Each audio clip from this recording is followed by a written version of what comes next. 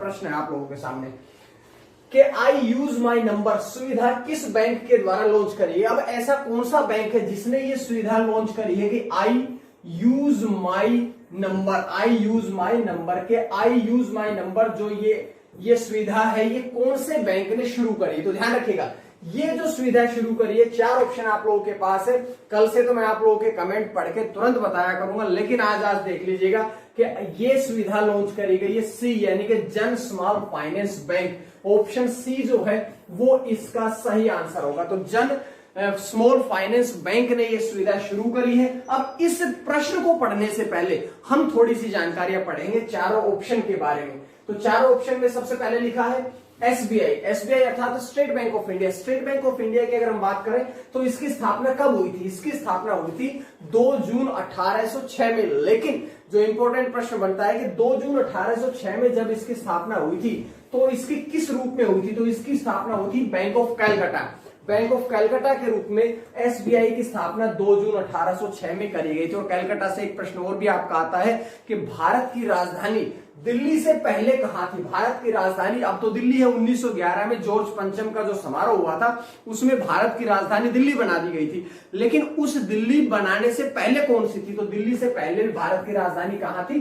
कोलकाता थी। यह प्रश्न आपका यहां से क्लियर हो। दूसरी बात करते हैं कि एसबीआई ने 1 जुलाई 1955 में एसबीआई का जो नाम हुआ था वो बैंक ऑफ कलकत्ता से एसबीआई में बीच में 2-3 नाम और भी बदले थे, लेकिन मुख्य नाम ये है कि किस नाम से शुरू हुआ था? Bank of Calcutta. एसबीआई कब हुआ?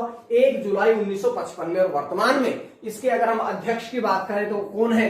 प्रश्न बड़ा इंपॉर्टेंट है, दिनेश कुमार खारा। दिनेश कुमार खारा जो है वे वर्तमान में एसबीआई के कौन है? अध्यक्ष। अब अगले प्रश्न देखिएगा, अगला ऑप्शन देखिएगा पीएनबी। पीएनबी मतलब पंजाब नेशनल बैंक। पीएनबी मतलब है Punjab national bank, Punjab national bank.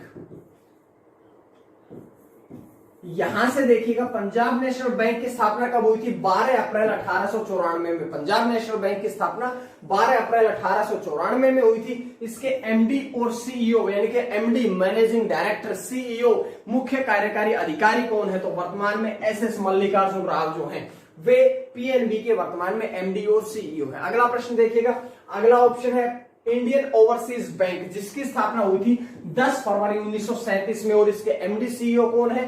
Partha प्रीतम सेन गुप्ता। पार्थ प्रीतम सेन गुप्ता जो है वो है Indian overseas IOB, Indian overseas bank के जो एमडी और सीईओ है वो है पार्थ प्रीतम सेन गुप्ता। तो ये जानकारी आपको यहां से मिली। तो ये सारी जानकारियां तो हमें पढ़ ली है इसके ऑप्शन से। अब ऑप्शन से नहीं बल्कि इस प्रश्न की जानकारी और देख लीजिएगा कि आई यूज माई नंबर जन स्मॉल फाइनेंस बैंक के द्वारा, उसके बाद में इसके द्वारा बैंक उपभोक्ताओं को बैंक के खाते, मुख्य बात देखिएगा आई यूज माई नंबर कि अब आप बैंक में जो आपका अकाउंट नंबर होता है किसी भी अकाउंट के लिए, चाहे वो करंट अकाउंट हो चाहे वो सेविंग अकाउंट हो, किसी भी अकाउंट के लिए अब आप अपने चूज किए हुए नंबर, अपने जो लास्ट नंबर होते हैं लास्ट 10, ये जो आपके बैंक अकाउंट के नंबर है लास्ट अंतिम के 10 अंक जो है वो डिजिट आप स्वयं चूज कर सकते हैं। ये योजना बनाई गई है आई यूज माई नंबर। अब यहां से एक बात समझिएगा कि ऐसी योजना बनाने की जरूरत क्या पड़ गई। तो आपने देखा होगा जब क्रिकेट मैच खेलते हैं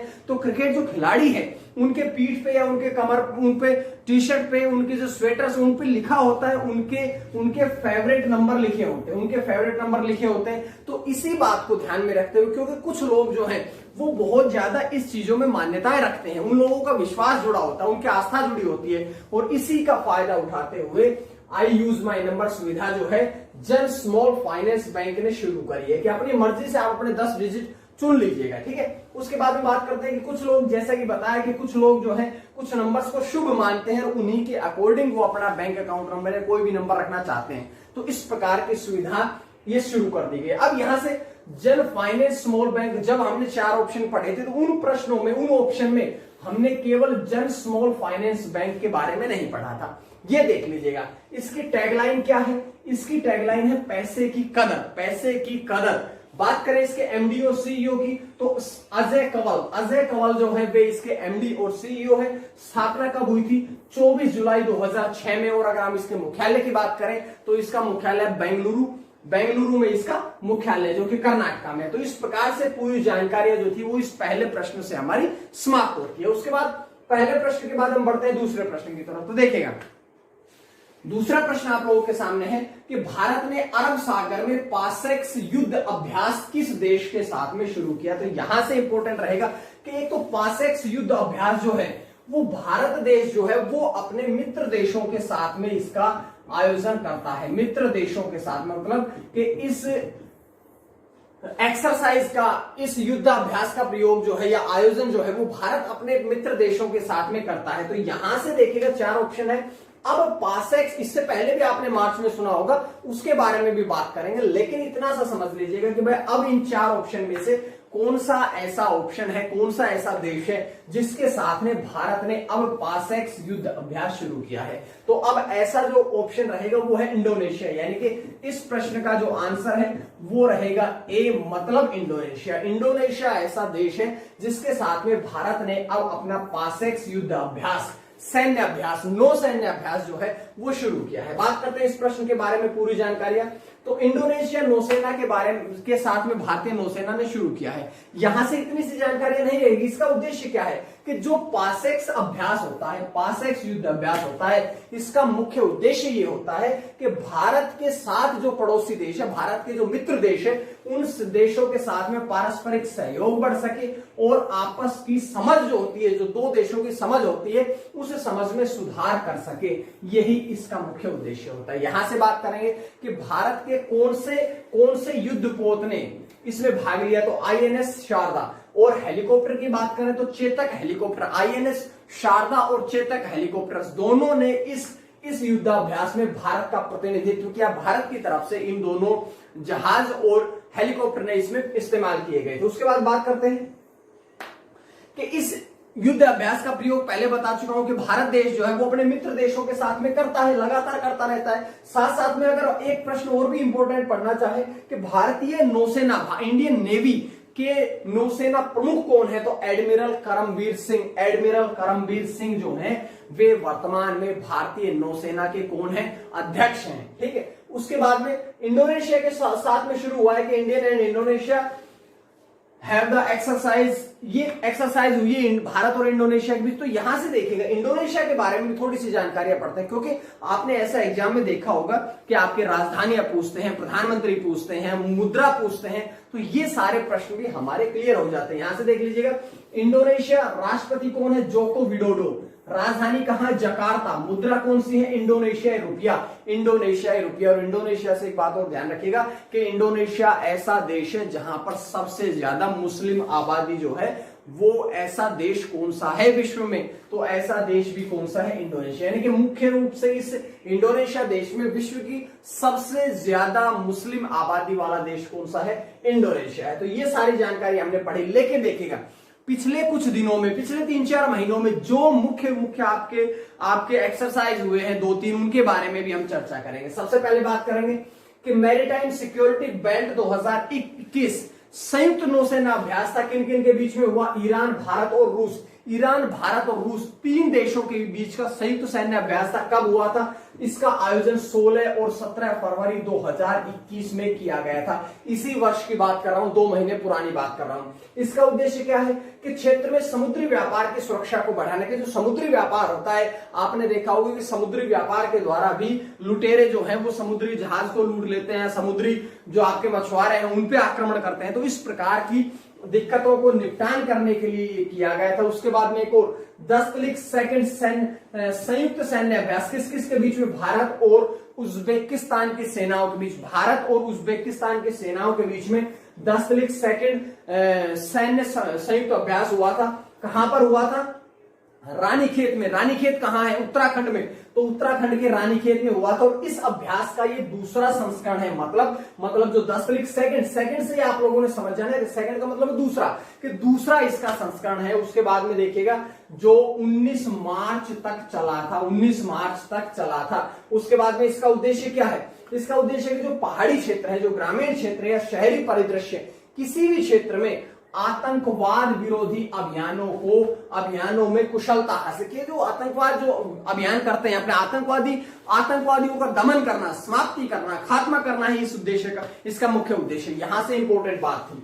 उसके बाद में एक और पास एक्स अभ्यास, अभी भी पास एक्स अभ्यास के बारे में बताया, भारत और इंडोनेशियाई नौसेनाओं के बीच में एक और देख लीजिएगा, क्योंकि मैंने बताया ना कि भारत जो है अपने मित्र देशों के साथ में पास एक्स अभ्यास करता रहता है। तो एक और इससे पहले हुआ था मार्च में, जो कि अभ्यास का आयोजन कब हुआ, भारतीय सेना ने ऑपरेशन संकल्प के तहत रॉयल बहरीन नेवल के साथ, रॉयल बहरीन यानी कि बहरीन देश की नेवी के साथ में ये आयोजन किया गया था। कब किया गया था, ये 17 मार्च को बंगाल की खाड़ी में इसका आयोजन किया गया, जिसका उद्देश्य था कि अंतर सहभागिता को बढ़ावा देने के, दो देशों के बीच में जो सहभागिता होती है उसको बढ़ावा देना ही इसका मुख्य उद्देश्य है। तो यहां से इंपॉर्टेंट जानकारियां मिली। उसके बाद में अगला प्रश्न क्या है, प्रश्न नंबर 3 देखिएगा। दो प्रश्न हमने पूरी तरह से पढ़ लिए हैं। उसके बाद में तीसरा प्रश्न देखिएगा कि national asset reconstruction company limited NARCL के मुख्य कार्यकारी अधिकारी यानी कि CEO,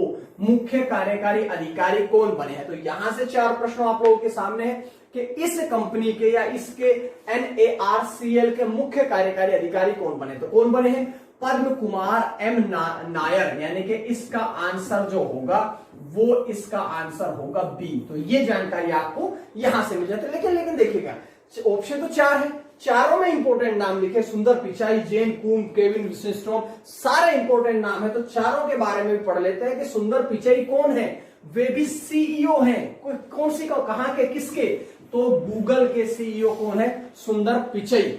उसके बाद में ध्यान रखिएगा कि जैन कुम कौन है, वे व्हाट्सएप के CEO, ये सोशल मीडिया ऐप है, देखिएगा सोशल मीडिया ऐप व्हाट्सएप के CEO कौन है, जैन कुम। और इंस्टाग्राम के CEO कौन है, तो इसके है केविन सिस्ट्रोम जो है। तो इस प्रकार से 4 जानकारियां हमको मिल गई है।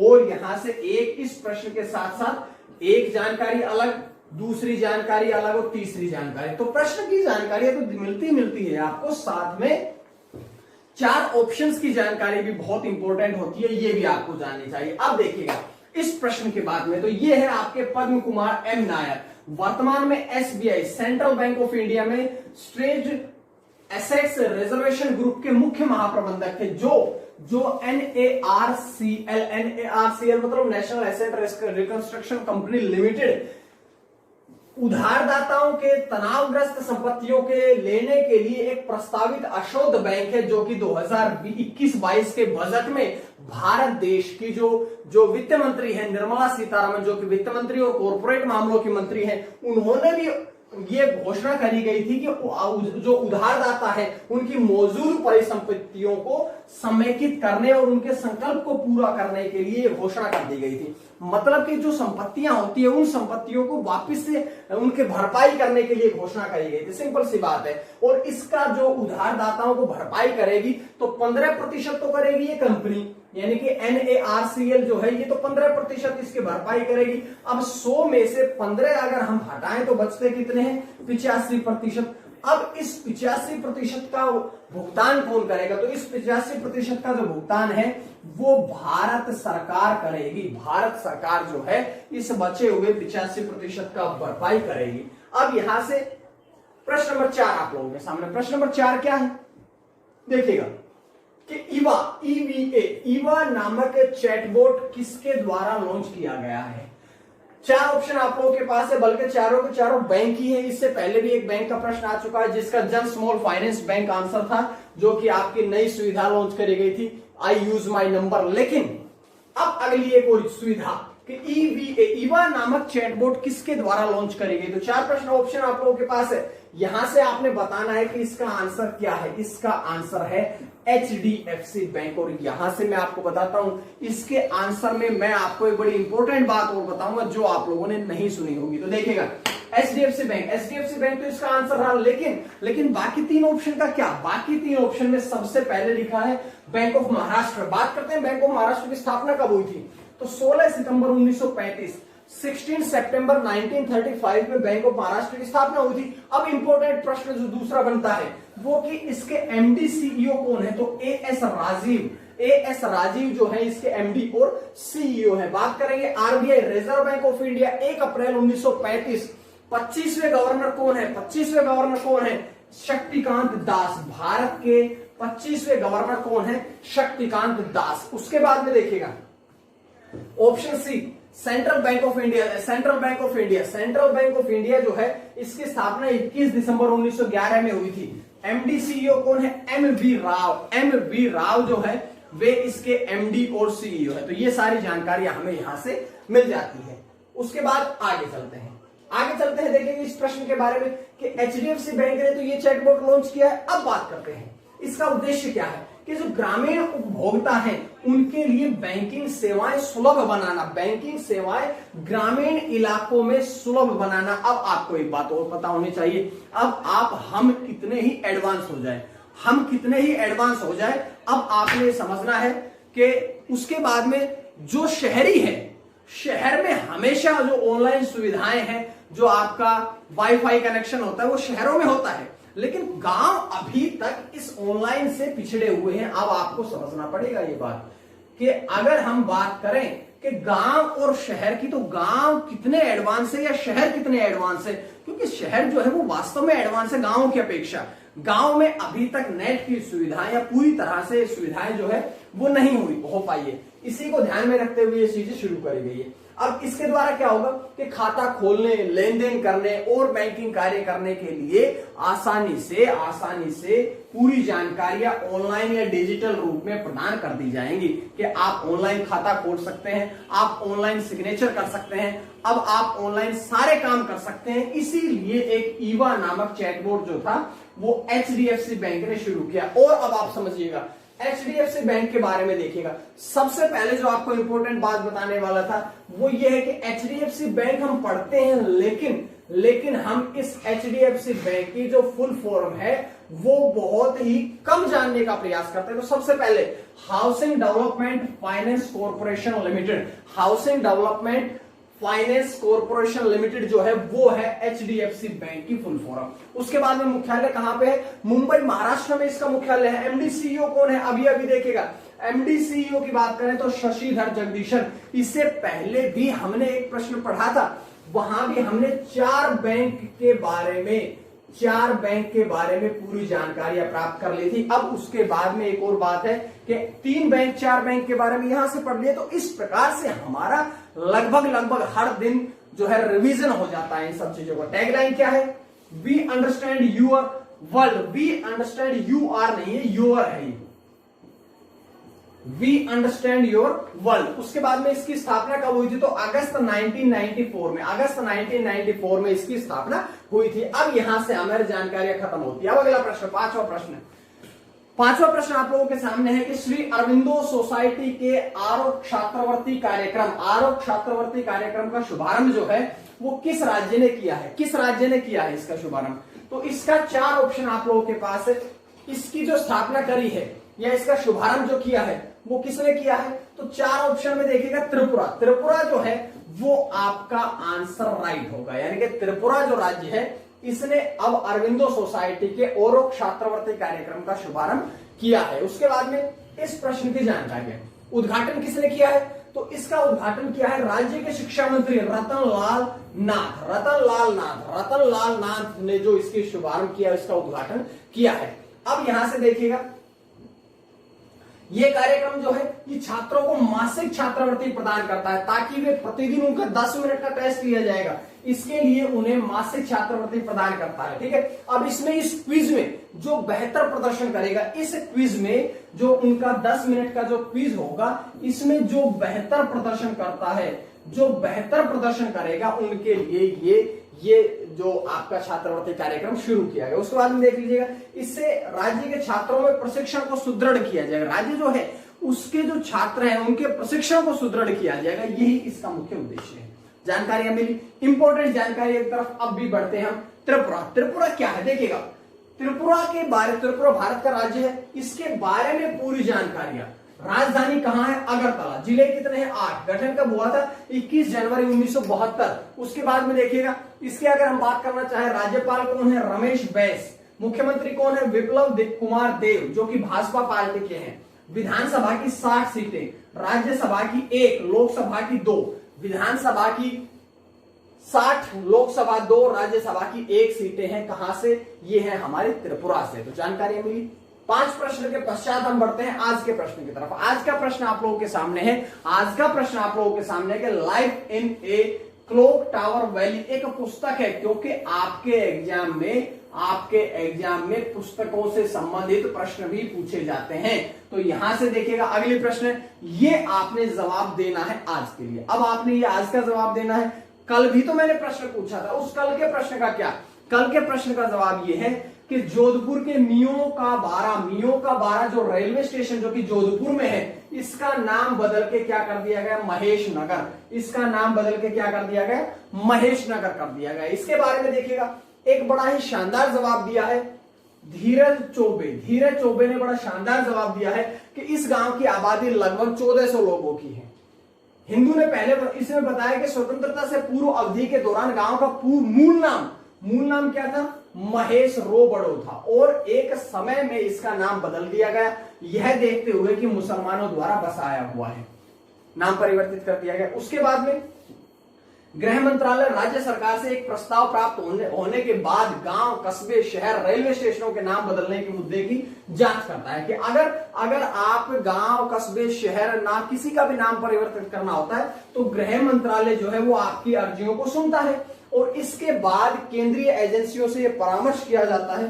केंद्रीय एजेंसियों से परामर्श किया जाता है कि अब आप अनापत्ति प्रमाण पत्र मतलब एनओसी अनापत्ति प्रमाण पत्र जारी करता है, जिसके बाद में ये सारा का सारा नाम परिवर्तन का कार्य जो है ये किया जाता है। मार्च 2020 में गृह मंत्रालय ने संसद को सूचित किया था कि 1 जनवरी 2017 से 28 फरवरी 2020 तक उस गांव, शहर, गांव या उस कस्बे या उस रेलवे स्टेशन के बारे में 67 प्रस्ताव प्राप्त हुए, और 67 प्रस्ताव प्राप्त होने के पश्चात इसका नाम बदल के क्या कर दिया गया? महेश नगर। तो इस प्रकार से कल की आपकी जानकारियां थी, कल के प्रश्न की जानकारी थी, बहुत बढ़िया जवाब दिया। ऐसे ही आपने भी जवाब देना है आज के प्रश्न का।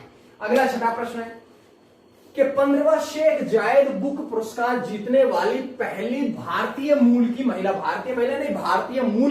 कौन बनी है? तो यहां से देखिएगा कौन ऐसी महिला है जिसने कि ये पुरस्कार जीता है। तो कौन सी ऐसी महिला है? ऐसी महिला है डॉक्टर ताहिरा कुतुबुद्दीन। डॉक्टर ताहिरा कुतुबुद्दीन जो है वो अब इस पुरस्कार को जीतने वाली, ये पुरस्कार मतलब शेख जायद बुक पुरस्कार जीतने वाली महिला बनी है, और ये इसका कौन सा संस्करण था? तो इस पुरस्कार का ये 15वां संस्करण था। ठीक है, अब बात करते हैं बाकी 4 ऑप्शन के बारे में। देखिएगा भैया, भानु अथैया, कौन है भानु अथैया? भानु अथैया जो है उन्होंने पहला ऑस्कर पुरस्कार जीतने वाली महिला है, भारतीय महिला है, जिसने कि पहला ऑस्कर पुरस्कार गांधी फिल्म के लिए 1983 में जीता था। देविका रानी कौन है? जिसने कि दादा साहेब फाल्के पुरस्कार, पहला दादा साहेब फाल्के पुरस्कार जीतने वाली पहली महिला कौन है? देविका रानी, जिसने 1969 में जीता था। उसके बाद में कंगना रनौत जो कि बेस्ट एक्ट्रेस चुनी गई राष्ट्रीय फिल्म अवार्ड्स 2021 में। तो ये 4 जानकारी आपको मिली। उसके बाद प्रश्न की जानकारियां देख लीजिएगा कि यह है ताहिरा कुतुबुद्दीन। उनका जन्म की अगर हम बात करें तो उनका जन्म तो वास्तव में मूल रूप से भारत में मुंबई में हुआ था। उसके बाद जो कि शिकागो विश्वविद्यालय जो है, शिकागो विश्वविद्यालय में अरबी साहित्य की प्रोफेसर है। शिकागो विश्वविद्यालय में अरबी साहित्य की प्रोफेसर है। उन्हें 2019 में भी उनकी प्रकाशित पुस्तक थी जिनका नाम था अरबी ओकेजन आर्ट एंड फंक्शन, जो कि 2019 में उनकी पुस्तक प्रकाशित हुई थी। उस पुस्तक के लिए यह पुरस्कार उन्हें दिया गया है। इस पुरस्कार को अरब जगत का नोबेल पुरस्कार, इंपॉर्टेंट जानकारी देखिएगा, ये जो पुरस्कार है शेख जायद बुक पुरस्कार जो है, इसे अरब क्षेत्र का नोबेल पुरस्कार भी कहा जाता है। अरब क्षेत्र का नोबेल पुरस्कार भी इसे कहा जाता है। बात करते हैं इसकी स्थापना कब हुई थी? तो इस पुरस्कार की स्थापना 2007 में हुई थी। और पहला पुरस्कार किसे दिया गया था? तो पहला पुरस्कार दिया गया था डेनियस जॉनसन डेविड को। इंपॉर्टेंट जानकारियां थी, आपको सारी जानकारी मिल जाती है। 7वां प्रश्न आपकी स्क्रीन पे है कि विश्व खाद्य पुरस्कार, एक और पुरस्कार, विश्व खाद्य पुरस्कार किसने जीता है 2021 का? भाई आपके एग्जाम में पुरस्कारों से संबंधित प्रश्न भी पूछे जाते हैं। तो 2021 का जो ये पुरस्कार है विश्व खाद्य पुरस्कार, ये किसे दिया गया है? तो 2021 का विश्व खाद्य पुरस्कार जो है वो डॉक्टर शकुंतला हरक सिंह, डॉक्टर शकुंतला हरक सिंह थिलकटेड को दिया गया है। तो ये उनका नाम है पूरा। अब यहां से 4 ऑप्शन और भी तो लिखे हैं। डॉक्टर रतनलाल, डॉक्टर रतनलाल को यही पुरस्कार 2020 में दिया गया था। माइक पोम्पियो 2019 में दिया गया था। लॉरेंस हद्दाद और डॉक्टर डेविड नाबरो उनको 2018 में दिया गया। 2018, 2019, 2020 और 2021 यानी कि पिछले 4 वर्षों के जो ये विश्व खाद्य पुरस्कार है आपके सामने है, देख लीजिएगा। उसके बाद इस प्रश्न के बारे में बात करें तो वे भारतीय मूल की डॉक्टर हैं, डॉक्टर शकुंतला हरक सिंह, उनको ये पुरस्कार दिया गया है। साथ साथ में ये जो पुरस्कार है ये नोबेल शांति पुरस्कार विजेता नॉर्मन बोरलॉग द्वारा स्थापित किया गया था। कब स्थापित किया गया था? 1986 में स्थापित किया गया था। उसके बाद देखिएगा कि विश्व खाद्य पुरस्कार तो है, लेकिन ये तो बताइए कि विश्व खाद्य दिवस कब मनाया जाता है? इंपॉर्टेंट जानकारी, दिवस से संबंधित जानकारी। आज वैसे भी 13 मई को कोई दिवस नहीं है, तो यहां से एक दिवस के बारे में जानकारी पढ़ ली कि विश्व खाद्य दिवस कब मनाया जाता है? 16 अक्टूबर को यह दिवस मनाया जाता है। जानकारियां मिली। उसके बाद अगला प्रश्न देखिएगा, WFP वर्ल्ड फूड प्रोग्राम। भाई खाद्य से संबंधित बातें पढ़ेंगे तो खाद्य से संबंधित जो संगठन होगा उसके बारे में पढ़ना पड़ेगा कि WEP वर्ल्ड फूड प्रोग्राम, इसके बारे में देखिएगा स्थापना कब हुई थी? 19 दिसंबर 1961 को WEF की स्थापना हुई थी। मुख्यालय कहां है? रोम, इटली में। और इसके हेड की बात करें तो डेविड बेसले जो हैं वे वर्तमान में इसके अध्यक्ष हैं। तो यहां से इस प्रकार से आपने करंट अफेयर्स को तैयार करना है कि वो प्रश्न पढ़े, संगठन पढ़े, संबंधित जानकारियां पढ़े, सारे ऑप्शन पढ़े। उसके बाद में आपके स्क्रीन पे 8वां प्रश्न क्या है? 8वां प्रश्न है कि वाशिंगटन पोस्ट की पहली महिला कार्यकारी संपादक कौन बनी? अब ऐसी कौन महिला है जो वाशिंगटन पोस्ट जो न्यूज़पेपर है, इसकी, ये न्यूज़पेपर नहीं बल्कि जो न्यूज चैनल है, इसकी पहली महिला कार्यकारी संपादक कौन बनी? तो 4 ऑप्शन आप लोगों के पास है।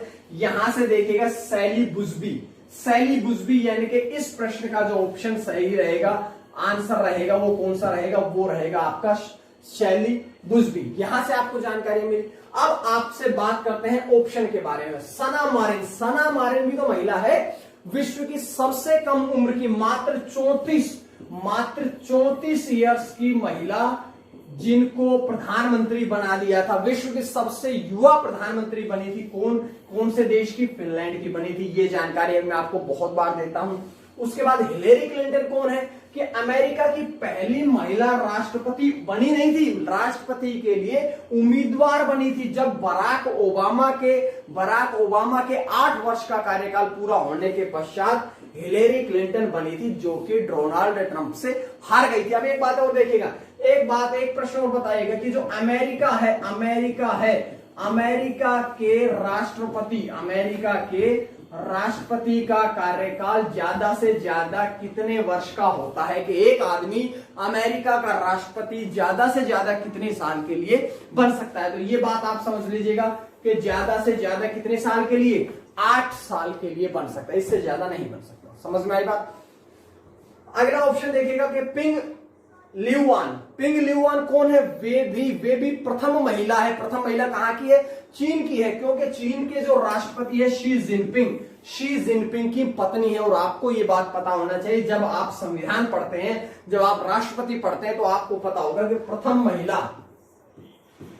देश की प्रथम महिला कौन होती है? देश की प्रथम महिला होती है कि उस देश के राष्ट्रपति की पत्नी जो है वो देश की प्रथम नागरिक राष्ट्रपति, और प्रथम महिला उस राष्ट्रपति की जो पत्नी है वो प्रथम महिला के रूप में जानी जाती है। तो शी जिनपिंग की जो पत्नी है उनका नाम है पिंग लियुआन, जो कि चीन की प्रथम महिला भी है।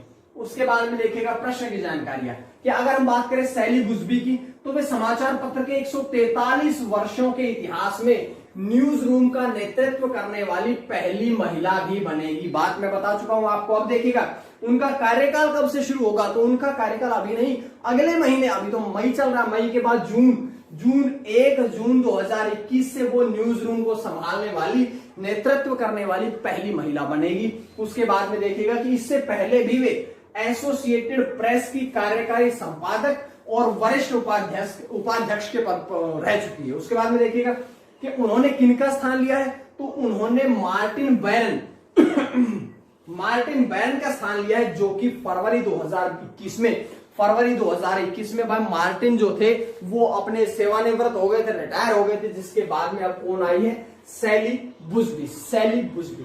उसके बाद वाशिंगटन पोस्ट के बारे में हम बात करेंगे कि वाशिंगटन पोस्ट की स्थापना कब हुई थी, 6 दिसंबर 1877 में। स्वामित्व इसकी ओनर कौन है, इसके ओनर है नैश होल्डिंग्स, और इसका हेडक्वार्टर की अगर हम बात करें तो वाशिंगटन डीसी, जो कि अमेरिका में है।